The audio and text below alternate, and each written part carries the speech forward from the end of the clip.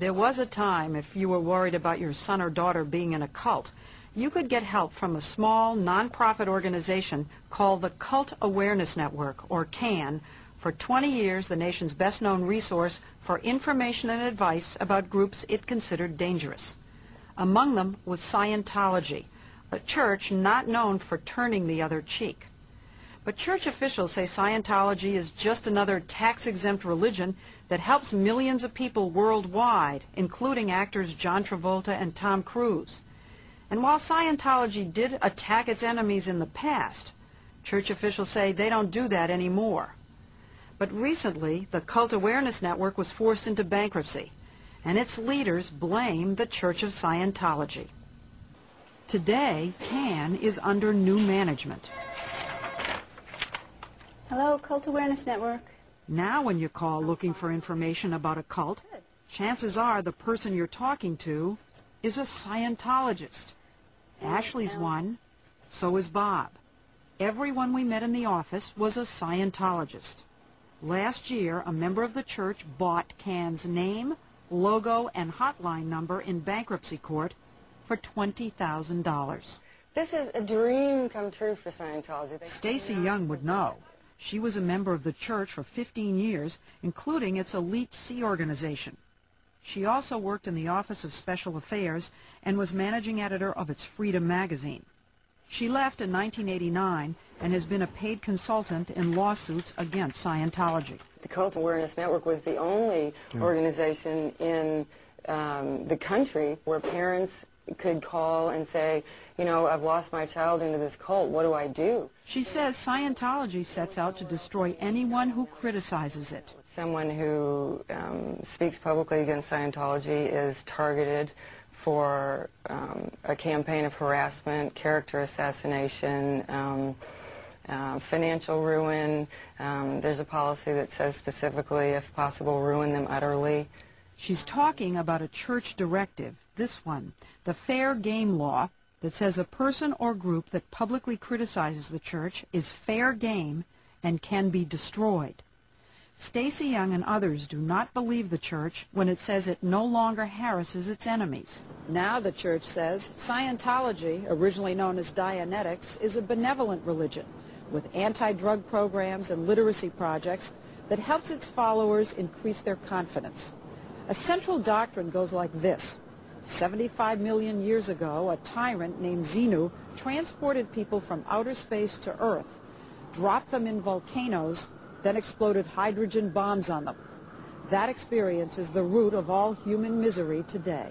Scientology offers to help people overcome that misery, charging as much as $50,000 in a year.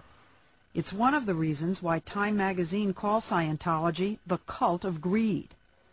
One of Time's principal sources was Cynthia Kisser, who was CAN's executive director.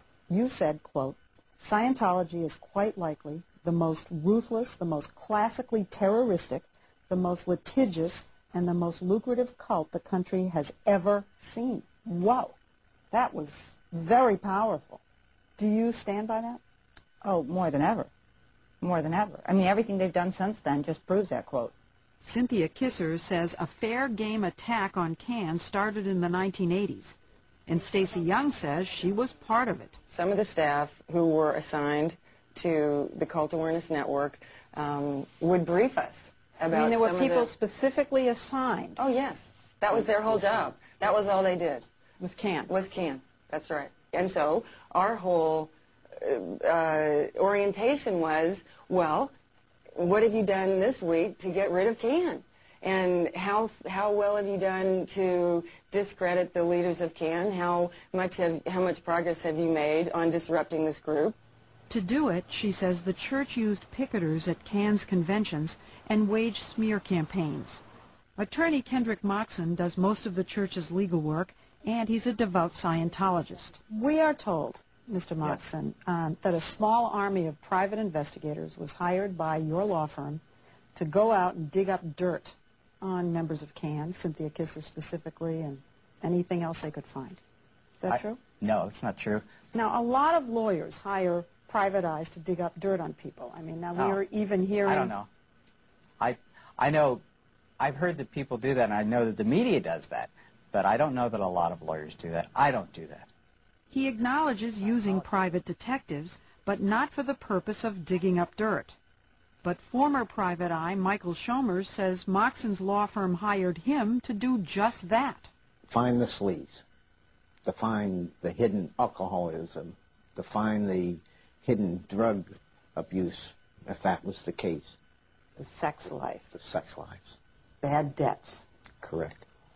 He says he got his marching orders during a meeting right in the Scientology church in Washington, D.C. He says a staffer briefed him on Can and jotted down notes that Shomers kept. He says he was told to investigate Can and its purported allies, IRS officials, and Congressman Henry Waxman of California.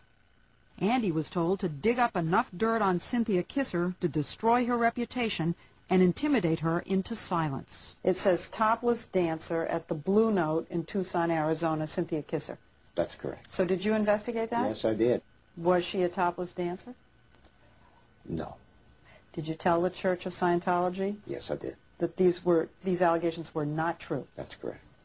I don't know if she's a topless dancer. Did you tell our producer that you didn't believe that was true? I told your producer that I thought, looking at Cynthia Kisser, it seemed improbable that she could have been a topless dancer because of the way she looks. Yet despite his own view and the evidence from investigator Shomers, Moxon, also a minister in the church, persisted in bringing it up.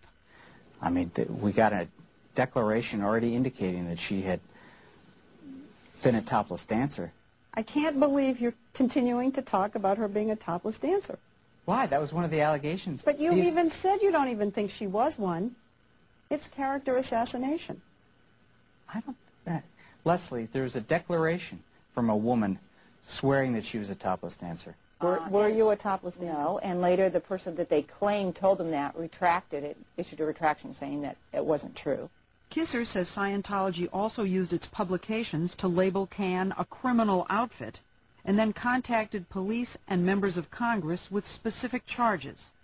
President of the Church of Scientology, Reverend Heber Jensch, repeated the accusations to us. Kidnapping people, holding them against their will, beating up on people, pistol whipping, safe houses where they held people against their will,